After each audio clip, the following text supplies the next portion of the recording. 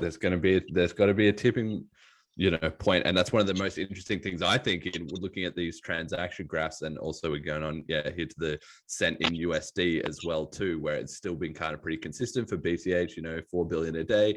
And with BTC, it's kind of dropping off. It's higher, but it's not really maintaining like those higher levels, because you would expect that if BTC was being used more as a currency, it would be growing, like, obviously, because it would be connecting into more people and the more coins would be flowing around and stuff like that.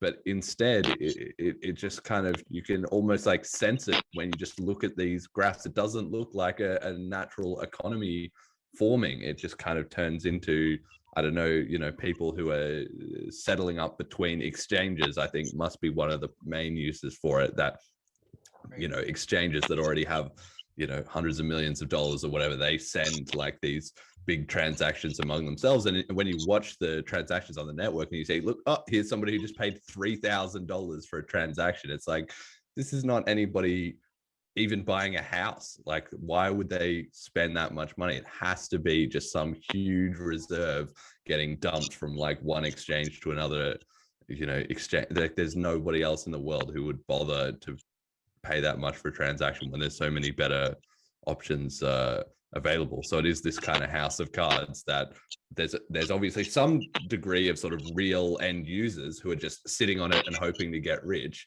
but those people are kind of at odds with the actual users of the network who are paying the massive fees and hoping that it doesn't all just go like boom with them holding the bag, right?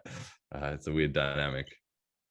Yeah, I think the biggest use case for Bitcoin Core right now, other than just as a speculative investment, is just in those trading pairs, just because all of the different trading pairs are mostly anyways related to Bitcoin Core, that it's just like a legacy thing. It's not because it's performing that function better, it's just because it got there first and it hasn't been replaced yet, basically. And as it gets more and more expensive, there's more and more incentive to replace it with something that works better.